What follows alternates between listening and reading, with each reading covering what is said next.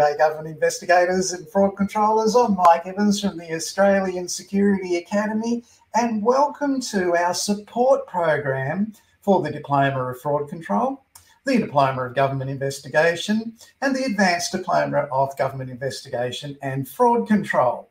It's a 2-week lockdown in Sydney, New South Wales, and we've been requested to put in a support program for the 64 students studying those qualifications at the Australian Security Academy. And why not? This support program are a daily brief look at the qualification, how it works, the assessments and some help with the assessments, and to give you some meaningful context about your role in government investigation and fraud control. Now, we live in 2021, which is the digital age, and fraud is out of control due to the anonymity of the digital age and the World Wide Web. And fraud can be easily conducted cross borders, cross countries, cross jurisdictions by anyone with the inclination and the capability to do it. Within government departments, historically in Australia, we used to have old Fred and old Mary, who were senior members of the government department, and they would deal with 3 or 4 complex frauds a year, and they would deal with 5 or 6 sort of uncomplicated, unsophisticated frauds every week. And when we had an issue, we could go to Fred or Mary and say, what do you think? And they'd go, well, from my experience, we had one of these back in 1952, and this is what we did then. Well, that knowledge and that go-to person has retired and moved on, and it's a different age. We don't have the luxury of that now. The person that was in charge of the department's fraud control last week, they've moved on to a new role in the fraud control in the new quick rollout response for COVID. So they are not in your department anymore. And now your department has asked you to study this qualification to fulfill that role. And that's quite daunting when you look at the fact that you've got to study all those units to get the qualification to meet your compliance obligations to hold that role. And you haven't got Fred and Mary to consult with. Well, it's not that difficult, and we're here to help you with that. So in doing that, each day we're going to have a short 10-minute program where we go through a unit of competency and explain why it's relevant. Now, Fred and Mary are gone. I'm going to explain to you. And remember, they had 11 or 12 frauds to deal with each week. A lot of experience there over their 25 years in the department. And I'm going to explain to you the context of how you completing this unit is really important. So let's have a look at the video.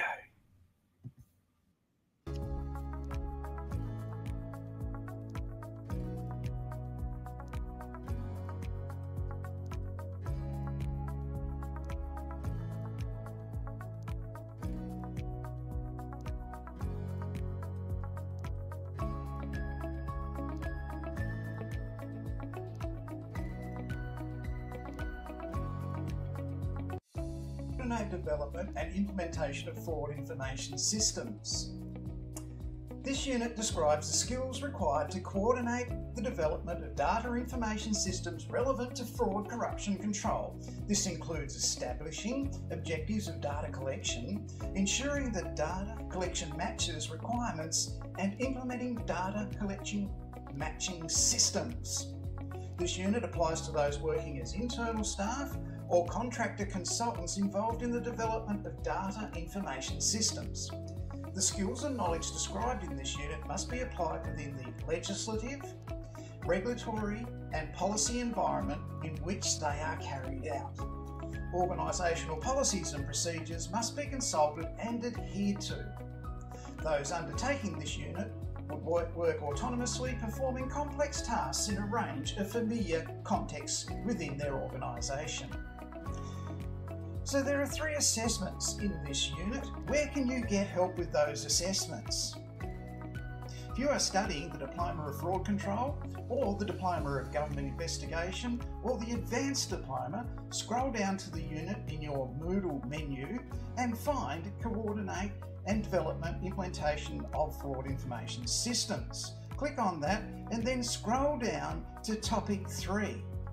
At the end of topic 3 is a URL that will give you assistance in your 3 diploma level assessments for this qualification. Once you complete those assessments, receive feedback and are deemed competent, over 1 million attempts at fraud against the Commonwealth have been disrupted or negated by your work here. Think about that. There are 64 people currently studying those 3 qualifications. That's 64 million attempts at fraud against the Commonwealth disrupted by you completing those assessments, adding to the assessments from your experience and writing that unit off as complete in your diploma or advanced diploma, government fraud control or investigation qualification. And that's very satisfying.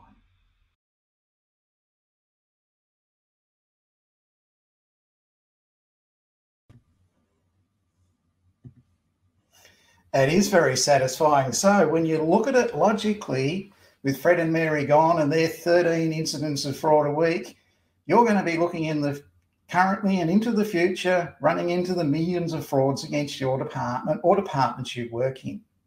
Your knowledge, your qualification, and the application of that knowledge is what's going to be successful for your career and for your employer. So follow the instructions in that video. Now, if it went too fast for you, you can go to the replay of that video and you can see the replay of that video at this YouTube website, the Australian Security Academy YouTube channel. Just type in Michael Evans, Private Investigator Australia, and that's going to come up in droves.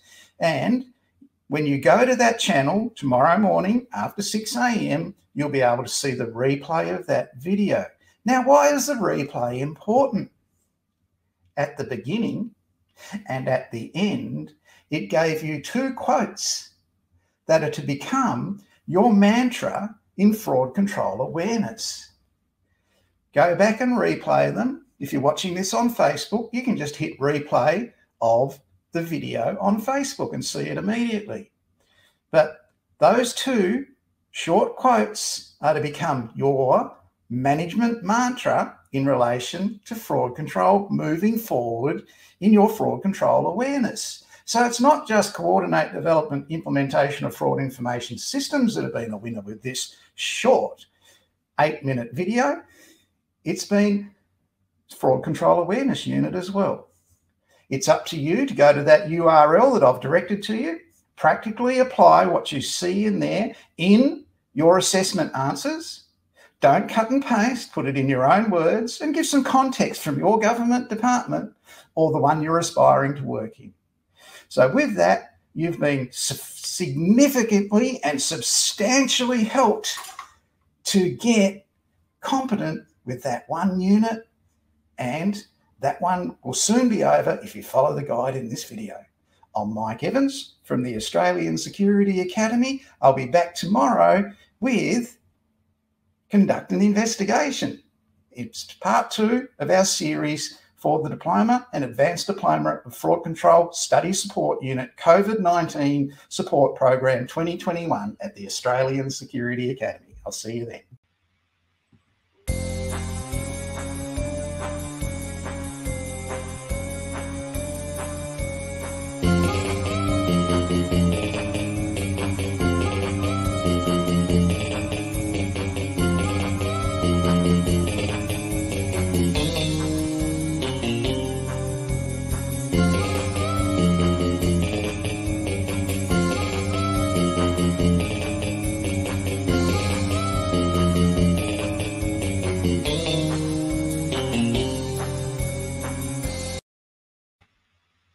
Hi investigators, Mike Evans from the Australian Security Academy with today's episode of our support program for those of you who are Australian Security Academy students studying government fraud control, government investigation, and Advanced Diploma of Government Investigation in the Management of Investigations program. So if you're studying a diploma, you're studying a management qualification, and this is our 10-minute daily support program for those in lockdown in New South Wales, and we've joined you today from Queensland in lockdown for 3 days. So this is to help you get through the study in those programs and help you with the assessments. Today we're going to look at conduct an investigation.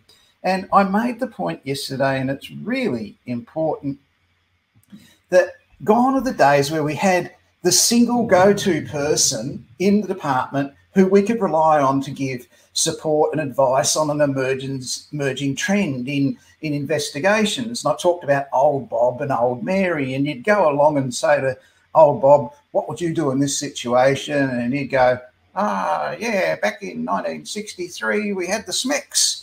Single mums exaggerating calculated kids. And that's what Bob was saying. Mary would be in the background and she'd go, no, it was the SMECs, single mums incorporating numerous kids that were ripping us off back then. And there'd be a big argument over the SMECs and the SMECs between those two. It was quite entertaining. But today, you haven't got that. You've got to go and do the investigation yourself. You're the person responsible now. And your workplace wants you to be fully qualified in that role. So today we're looking at conducting an investigation, and people say to me, oh, I wasn't born a police officer. I've got no background as a detective. I'm not an investigator. How am I going to start? What platform am I going to build upon to get into this? It's going to take me years. Well, it's not. We have a 1-hour video that explains the 7 basic sources of investigation that you can watch in your own time. You can replay this program at any stage. So you can watch that video in your own time and learn about the 7 basic sources of investigation. They are universal, whether it's Germany, Canada, Great Britain, United States, New South Wales, the back of Burke. The 7 basic sources of information apply equally to every investigator. So let's have a look at our little support video of where you can find that in your Diploma of Fraud Control, Diploma of Government Investigation, or Advanced Diploma of Government Fraud Control study resources.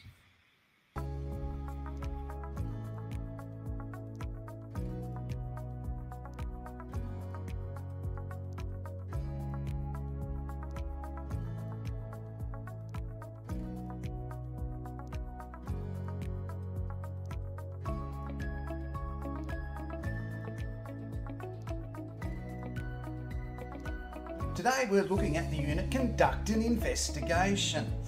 Now, this is a great unit for laying the foundation of what you're going to do. A lot of people think you have to be James Bond or an ex-detective to conduct an investigation. Well, you don't. And today I'm going to show you where to go to find the 7 basic sources of evidence for any investigation that you'll ever undertake. And it's pretty basic, and it's all the same all around the world. And they use it for any type of investigation, and you can implement it in your work tomorrow. So we're looking at where you can get help for the 3 assessments in Conduct an Investigation in Fraud Control, Government Investigation, and Advanced Diploma. In the Moodle menu, scroll down to the unit Conduct an Investigation. So each one of those qualifications has that unit on the Moodle list. Click on it. And once you click on that, go down to the end of Topic 1. And at the end of Topic 1, you'll see a link to a YouTube video URL. And it is quite a lengthy 60-minute video. But if you want to get your head around where you're going to get evidence from when you conduct any form of investigation, it's the video that will supply that for you. Now, it has examples that might not be relevant to your work, but they are relevant to investigations and can be applied in your work. Fraudsters want to keep a low profile. They rely on weakness, vulnerability, and slow response. Once their scam is negated, they move on to a softer target. You are the resistance in your workplace. You have evidence gathering options in that video. They will see that you are visibly monitoring what you're doing, and it's a countermeasure they don't like. When they know you're watching them and you can investigate what's going on and respond quickly, it becomes too high risk for them. So they have to move on to a softer target where they can get away with their scam and keep that low profile. And in your government fraud control, government investigation and advanced diploma work, you will do that 5 times each week.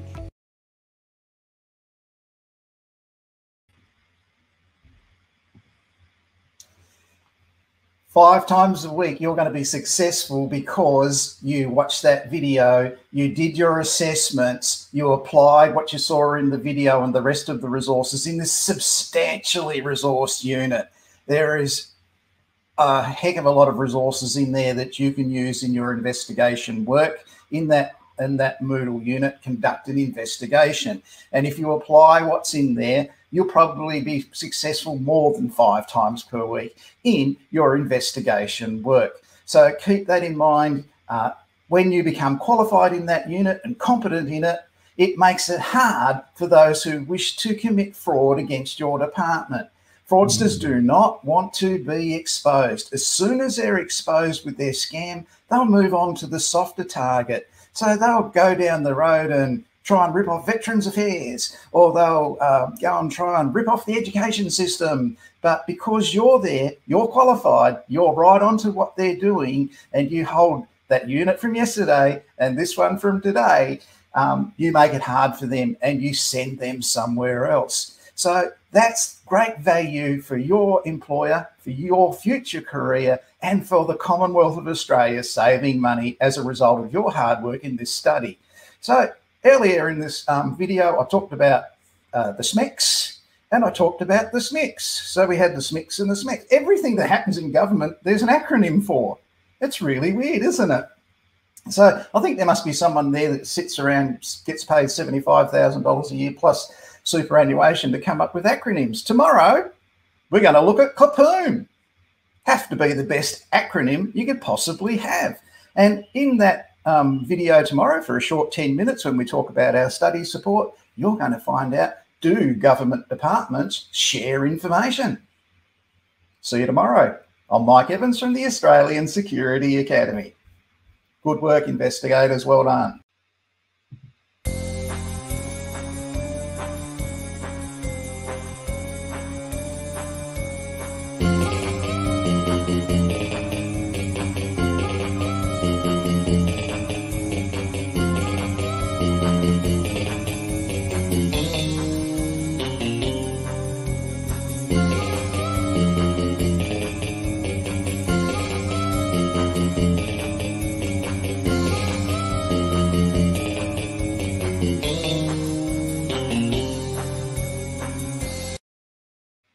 Hi investigators, government investigators and fraud controllers, Mike Evans again with the third in our series of help with assessments for the Diploma of Government Investigation, the Diploma of Fraud Control and the Advanced Diploma of Government Investigation, Workplace Inspection and Fraud Control.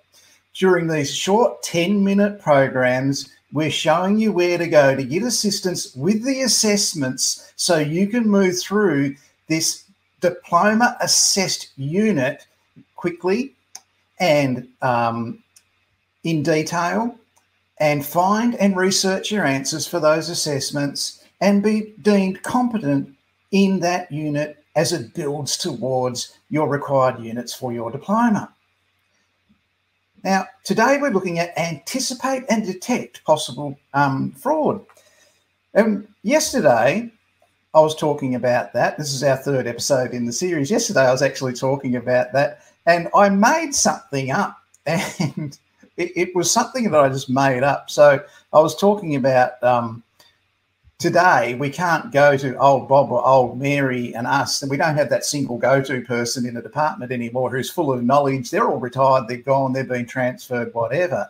And I made up the SMINCs, the single mums incorporating numerous kids, and the SMECs, single mums exaggerating calculated kids. Now, these two are fictional made-up things I used as an example where someone who didn't have any children claimed that they did and wanted benefits for it. Now, that's pretty weird, but it's just an example. So it's not meant to be an attack on single mums. These people didn't have any children, so they weren't a mum. So effectively, that's what I use as my example. And just after that, yesterday, it came out in the news in Tasmania that a lady had faked having a baby and she had scammed $160,000 from Centrelink. And that was reported in the Mercury in Hobart, and she's got to pay that money back. And there was a tragic set of circumstances involved in this matter with manipulation by her parent and that sort of thing. There's always a tragedy with these sorts of things. So that came out in the news yesterday. It was like I had my crystal ball and I was looking at it going, oh, yeah, my example of mums pretending they had kids, I had no idea about it. But thanks, crystal ball, that was really helpful. So today we're looking at anticipate and detect fraud. So let's have a look at the video first.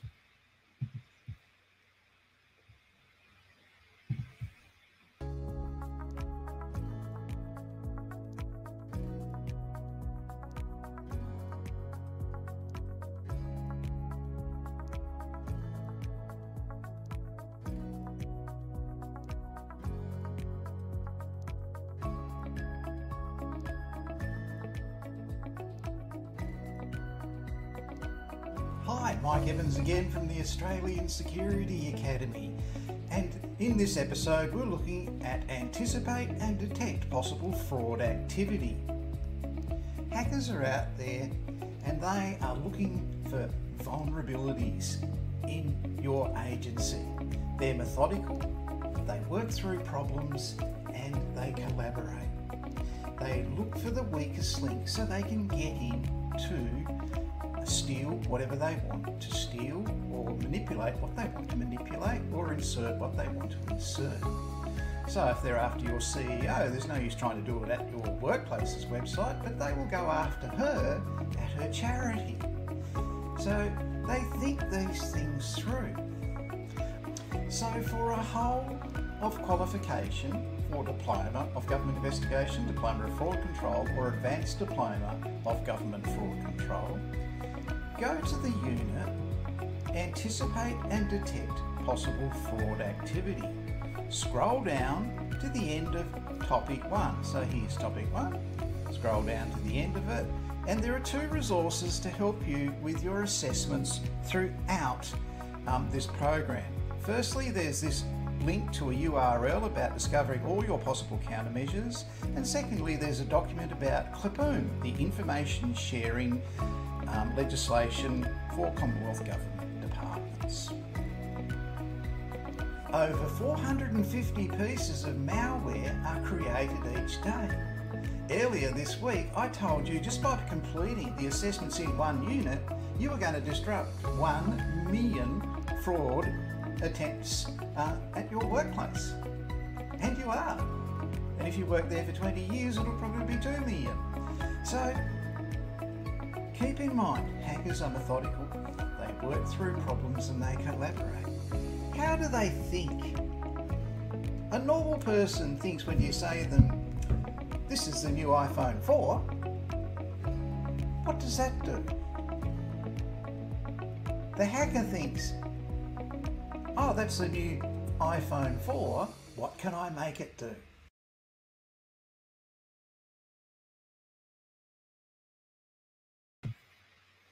That's how they think. Now, when you go to anticipate possible fraud activity, anticipate and detect, you just scroll down, whether you're in the advanced diplomas or in the diplomas of fraud control or investigation. Scroll down there, it's at the end of topic 1. Everything you want to know about information sharing and the legislation is in that document. The URL gives you countless possibilities to implement fraud control within your department. Why is that important? You do that every day. Well, this is important in helping you with your assessments. If you click on that link, you'll have enormous resources over and above what you've already got in your resources on Moodle. But there are other examples and other ways of thinking there. You include that in your answers to your assessments, follow the guide in there, send it through to me for feedback.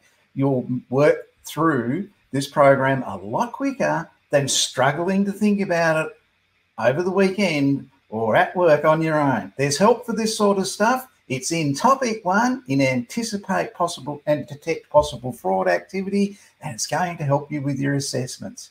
I'll be back again tomorrow with the 4th in our series this week for the study support. We'll see you then. I'm Mike Evans from the Australian Security Academy.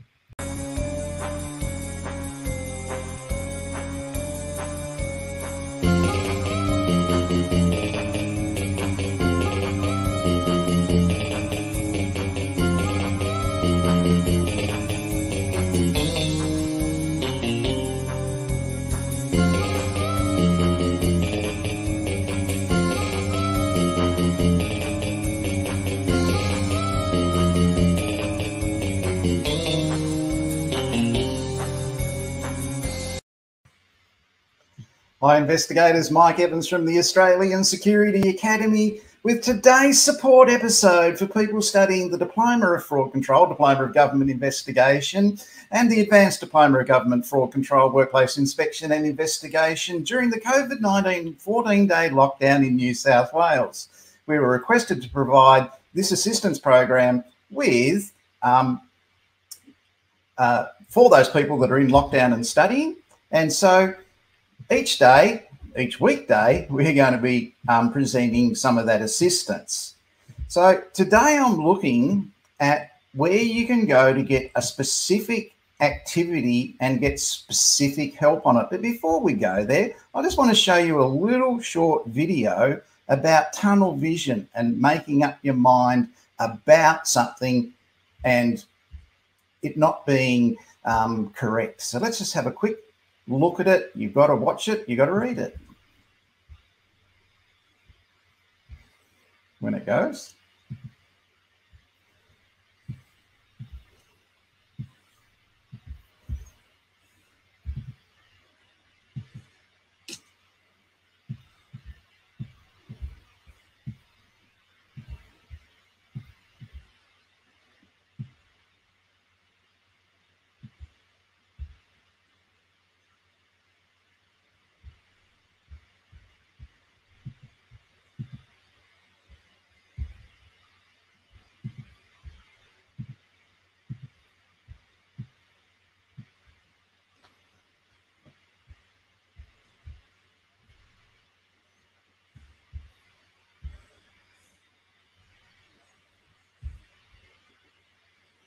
So we're looking at fraud in this presentation today.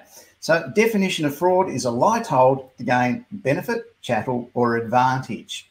And I'm going to show you some examples of frauds in relation to that. So we've got a couple here.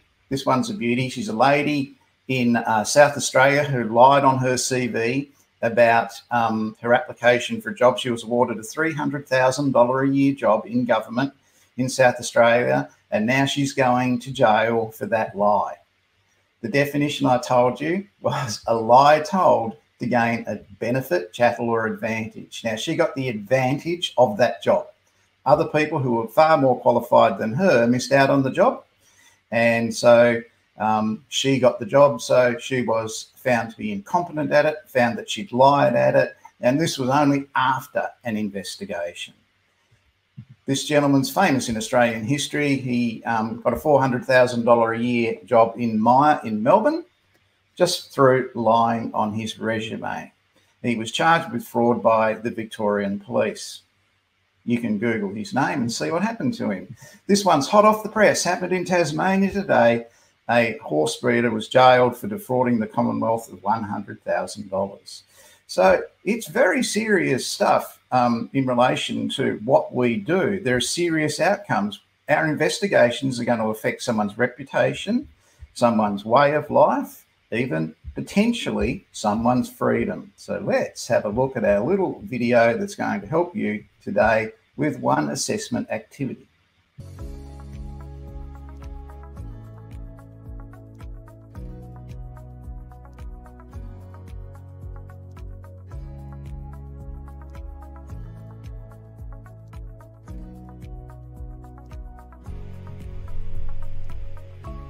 So what is fraud?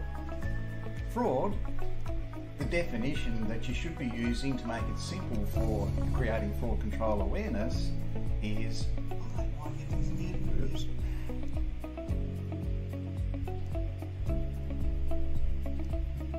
So what is fraud? The simple definition is a lie told to gain a benefit, chattel or advantage. Here's a lady that lied on her CV to get a $300,000 a year job in South Australia in the public service, state public service there, and she's going to jail for her deception. This one was a very famous one in Australian history. A man got a $400,000 a year job at Myer in Melbourne in marketing, and he lied on his CV and he was charged by the police with fraud in that case. This one's the most recent one. It happened today. In Tasmania, a northwest coast horse breeder was jailed for defrauding the Commonwealth of $100,000. You know what the penalty for fraud is in Australia? The maximum penalty for fraud in Australia is the same as the maximum penalty for murder. It's 14 years in prison. But nobody ever gets that because we have a soft justice system. To coordinate investigation processes, and at the end of topic 1, here's topic 1,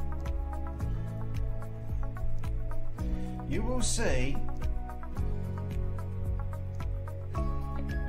8 examples of fraud in government. It's a YouTube playlist and it has a 3-question video in it that's very short, only goes 1 minute 30 seconds, that tells you how to finish any investigation. Really worth checking out that playlist. There's some good examples of frauds and what went wrong in government in that playlist, so you can plan your investigation assessment activity at the end of this unit.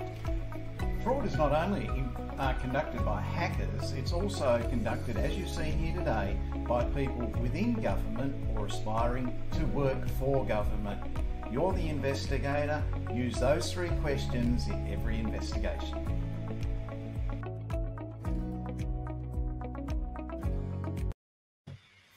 So go to that playlist, follow the guide in the video to replay this video. If you want to watch it again, you just go to the Australian Security Academy's YouTube channel at 8 o'clock the next morning, and that video will be sitting there for you to replay. Now, at that same channel, that link that I told you about with those examples of fraud is available on that playlist as well. So follow the link in your Moodle resources for the Australian Security Academy Diploma and Advanced Diploma programs. When you look at that last video, the 3-question one, it's a really excellent guide on how to do an investigation. It gives 3 simple questions that you must ask yourself at each stage. You've got your instructions, you ask yourself those questions. You've got your first witness statement, you ask yourself those questions. You've got CCTV, you ask yourself those questions. You've got documentary evidence from bank records, you ask yourself those questions. Now, this can all be used in the first activity in the unit that we are talking about in this video today, the first assessment activity. So those 3 questions, if you look at them on the video, it says, what have I been given? What else might be available? And what else can I get? And when you've exhausted all those 3 questions' answers all the way from the beginning to the end of your investigation, you know your investigation will be complete. Anything missing and your investigation's not finished. So follow that link, go and watch that playlist, see examples of frauds in action. The first one is about a man named Joel Barlow in Queensland. And it tells you in the video what went wrong. There was low-level compliance by staff on policy and procedure application. There was low awareness of the risk of fraud in that department. There was a failure to properly investigate complaints and audits, compliance audits. There was failures of financial management, failures of accountability, supervision, and failure utmost of management, which led to us being fraud investigators and being employed to investigate Joel Barlow's fraud. He's just one. You'll see a very creative lady in the health industry ripping off some people. There's a creative mechanic and a very, very creative fraudster in a diploma mill in a TAFE in Queensland.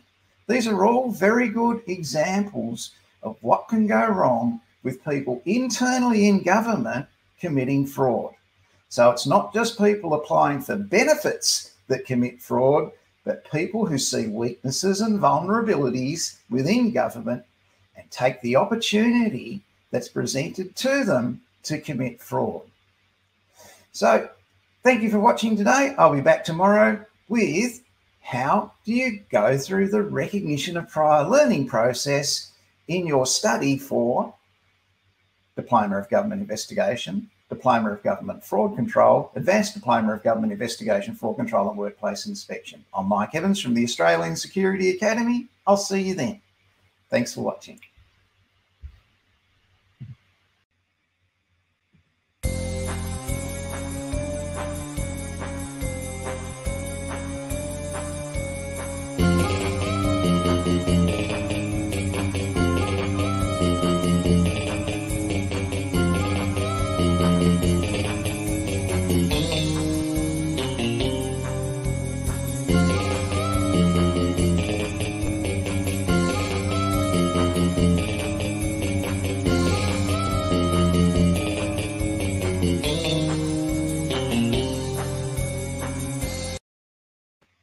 Hi, Government Investigators. Mike Evans again with our support program for the COVID-19 lockdown in New South Wales for our students studying Diploma of Government Investigation, Diploma of Government Fraud Control, Advanced Diploma of Government Investigation, Fraud Control and Workplace Inspection.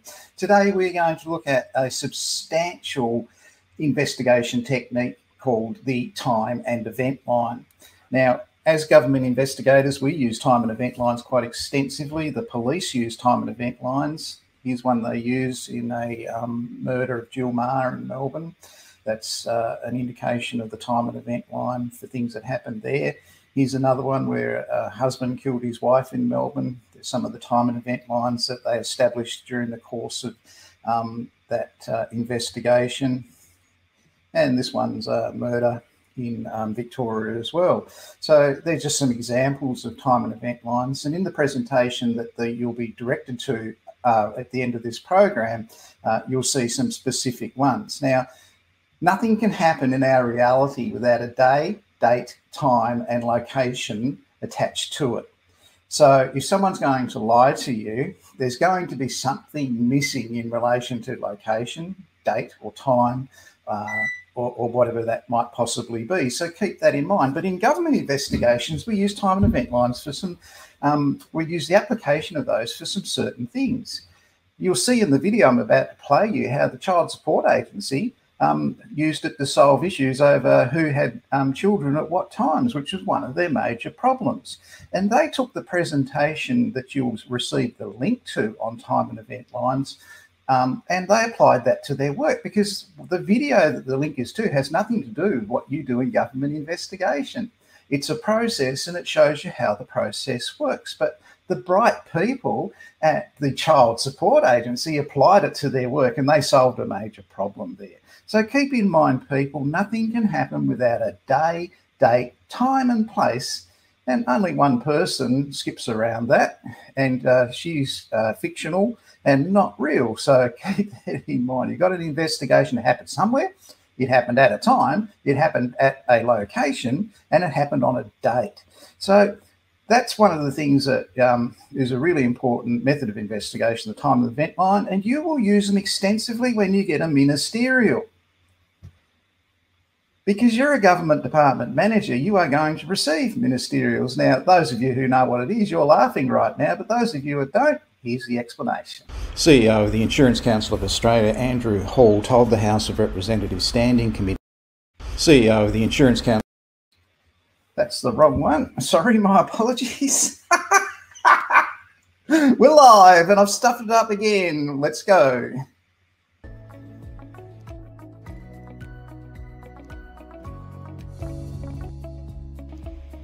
Hi, Mike Evans again from the Australian Security Academy with the 5th episode in our series of lockdown support for those students at the Australian Security Academy who are studying the management level qualifications Diploma of Fraud Control, Diploma of Government Investigation, Advanced Diploma of Government Fraud Control, Workplace Inspection and Investigation. Today I'm looking at time and event lines. Now, in time and event lines, we use these to get a one-page glimpse of what happened in a certain circumstance. So it might be a fraud, it might be a theft, it could be someone fiddling with their timesheets, it could be a major gang fraud against a Commonwealth government department by multiple persons. So we use the time and event lines to do such a thing. An interesting one when we taught this at the Child Support Agency some years ago was they used time and event lines there after we did that program and presentation to establish which parent had the children for how long, because there were always consistent claims that I have the children longer than you do. So by creating time and event lines in relation to that, they could get a one-page view of which parent had which child and when. The other use of time and event lines is when we get a ministerial as a government manager in our department. Now, some of you won't know what a ministerial is, and those of you that do are smiling right now. So we're going to go through now precisely what a ministerial is. So today we've invited Pat Flynn in to tell us what a ministerial is. Welcome along, Pat. How are you? G'day, how you going? Yeah, good. Very well, thanks, mate. What is it all about ministerial, please? Okay, ministerials relate to complaints. Now, I'll just do a little bit of a general overview of complaints. Now, each public sector, all three levels of government, is accountable for the services they provide and the conduct of their staff within the agency. At Commonwealth level, the agency staff must follow the Australian Public Service Code of Conduct, the APS Code of Conduct. Each agency is able to receive and consider complaints about the behaviour and conduct of their staff in their dealings with members of the public, the services they provide and are responsible for, and also issues relating to procurement procedures that are non-compliant with legislation. There's actually a piece of legislation called the Government Procurement Judicial Review Act 2018. So the procurement processes that government agencies use is fairly strictly controlled. Now, each public sector agency has a complaint handling policy and usually also has dedicated complaint handling officers or staff within the agency. Information about the complaint handling policy or the process is generally available on the agency's website. If it's not on the agency website, it can be obtained by contacting the agency directly. Now, complaints can and most are often resolved by contacting the area of the agency with which it relates to. In circumstances where concerns cannot be resolved in the first instance by that area, the complaint can then be escalated to a more senior level within the agency. Now, sometimes when complaints are escalated, they might be dealt with by the Commonwealth or state or territory ombudsman, which is an independent and impartial watchdog. Now, the ombudsman may in turn refer complaints to certain other agencies, such as the Privacy Commissioner, a judicial commission or a law enforcement agency, Australian Crime Commission, those sort of places, if they're better suited to investigate the complaint, depending on what it is. Now, when we come down to the ministerial issue, in addition to these processes, members of the public are quite free and they may contact a member of parliament or a minister who has the portfolio responsible for the agency that they want to make a complaint about in order to make that complaint. Now, when these complaints are received, and there's usually a complaint form that you fill out on the website, and they say that you can escalate things if you want to. These types of complaints are generally referred to as ministerial, the Ministerial Support Division of the Department of the Prime Minister and Cabinet. Now, these complaints are investigated and are what are termed ministerial complaints. So when you hear the term ministerial, it relates to ministerial complaints that have gone directly to the Parliament or the Prime Minister and Cabinet. That's about a good overview of it, I think. Okay, so it is going to be really important that the reply to that ministerial is 100% accurate, 100% detailed, and addresses every concern within it. Yes. Now, in the government investigation sort of environment, when you get these ministerial complaints, there is some history or some background to it leading up to the point where it becomes a ministerial complaint. Now, sometimes ministerial complaints can occur where the minister themselves takes it upon themselves to inquire or investigate into something that they are interested in. Now, where you've got background or where you've got any history in relation to the escalation of that complaint, your record keeping and your note taking, file notes, contemporaneous notes, all of those record keeping processes are really important, because that's what you're going to fall back on in order to answer the questions that are raised in the ministerial complaints and are raised with all the issues that are identified. Thanks for coming in today, Pat. I really appreciate your support. Cool. Thank you.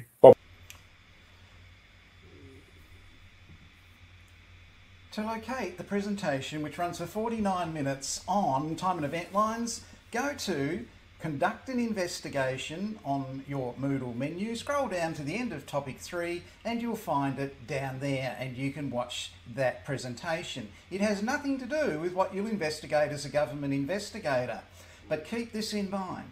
The Child Support Agency turned it into something that was very valuable for them by applying the technique in their workplace. Good work, investigators. I'm Mike Evans from the Australian Security Academy.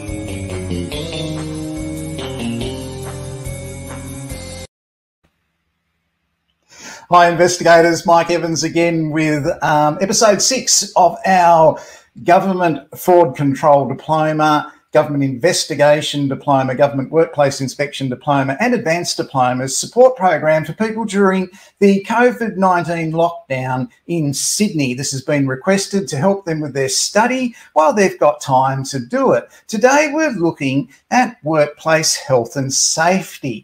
Now, I know what you're saying. We have that rammed down our throat. In the public service, the worst thing that can possibly happen is you get a really nasty paper cut.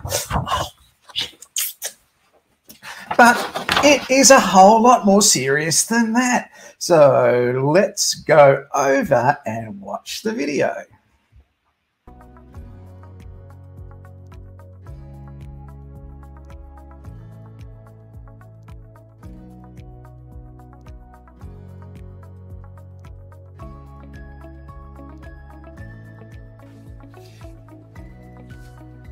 Hi, Mike Evans again with our COVID-19 support program for people studying the Advanced Diploma of Government Fraud Control, Workplace Inspection and Investigation, the Diploma of Government Investigation, Fraud Control and Workplace Inspection. This episode 6 of our series of 10, we're looking at workplace health and safety, specifically ensure a safe workplace for a work area. Now people say to me, why do I have to study this? We get it on the intranet on a daily basis. At all the conferences we have to go to, we have it rammed down our throat. We're aware of safety in our workplace, in the office and in the field, and it's just overwhelming information, and it's just too much too often. Well, you are the employer, you are the manager, you are the person who is responsible for the safety of the people you're sending out into the field. Let's have a look at what you're asking. You are asking your staff to go out and enforce regulatory compliance. You're having them to say to people who don't want to comply, this is the line. You are on this side of the line. You're non-compliant. To get back on this side of the line, you must do these things that I tell you. Comply with my directive, rectify this, cease that, report that, provide that, and so on, depending on whether you're in the tax office, whether you're in child support, depending on whether you're in workplace health and safety transport, or you may even be in a role within environment and heritage. So you're going to be enforcing that kind of compliance on people that do not want to comply. Effectively, what you are doing is making them do what your mother used to do to you, and you didn't want to do it. You are making them eat their vegetables because compliance is going to be good for them. And if they comply with your directive, then life's going to be okay. If they pay their tax, if they comply with the environmental laws, if they don't pollute the air, if they pay their licence fees, if they pay their staff benefits or occupational health and safety, whatever it is. Your mum never gave up on you. She worked with you to eat those vegetables. So you got an ice cream at the end of it. So your role as the compliance enforcement manager of people going out there and doing that is to ensure they work with people to comply. Now, I'm not silly enough to think that in 100% of cases people are going to comply. In the very negative environment we have at the moment, people don't want to wear masks. They don't want to check in shops. They object to that. They don't want to have vaccines. So there's a lot of anti-compliance thinking out there.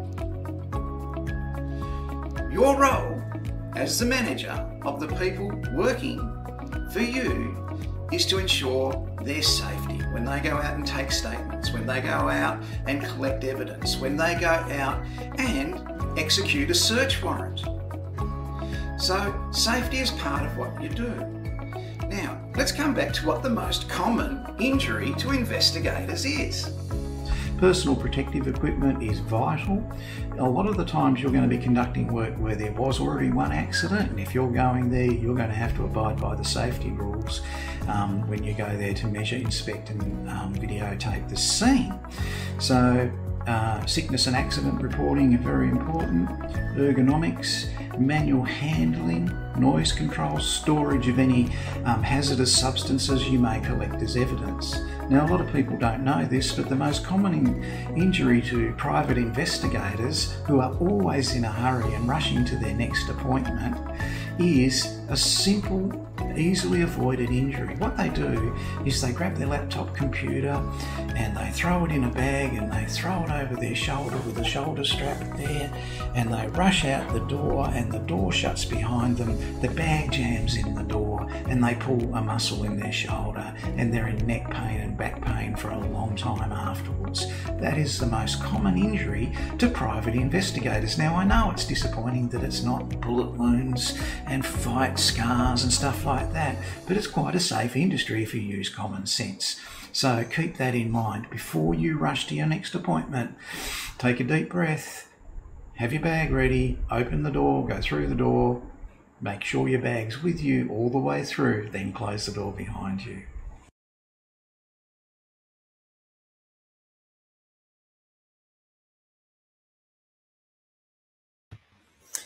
So you, the manager, who is studying a diploma, and when you hold that diploma, you are a qualified manager, will be sending out your staff to enforce compliance in a compliance-resistant environment. You must think about that. So don't ever think that something dangerous may not ever happen to you. It can happen to anyone. In 1996, I was the workplace health and safety instructor for a group of 36 students in a TAFE program. We'd been studying workplace health and safety for some 7 months, and it was getting near to the end and they were about to graduate. And one of our last programs was armed robbery. And I had a police officer come all the way across the road from the police station across the road, and he spoke to my class about armed robbery. And he said to them, look, it's much better to be it's much better to be a live coward than a dead hero. If someone points a gun at you and demands money, give them the money. And that's what he said. And my class watched that. And what they used to do, this was a Friday, and they would have Saturday off, and then they'd go to work on a Sunday, because where they worked was actually a government attraction like a theme park. On the Saturday, they'd organised to have a party, and they'd had a little party. They'd been discussing it for months, and they were up a little bit late that night, but they all went to work the next day. And after that day, that Sunday, it was another 8 months before any of them were ever able to return to my class at TAFE. They all worked at a tourist attraction called Port Arthur. And over 36 people were shot dead in their workplace on that Sunday where they worked. None of my students were. It wasn't from good training, it was just from good luck. But as the responsible workplace health and safety trainer for that class at that TAFE, where they all worked as trainees or apprentices in various roles, from in the cafes to in the ticketing, car parking, or wherever they worked, always wondered what would have happened if one of them had been fatally injured and I had that responsibility. You, the manager of the people you are sending out to enforce compliance in the field, must understand that workplace health and safety is an integral part of your study for this. Please take it seriously. I'm Mike Evans from the Australian Security Academy. I'll be back later on this week. See you then. Bye.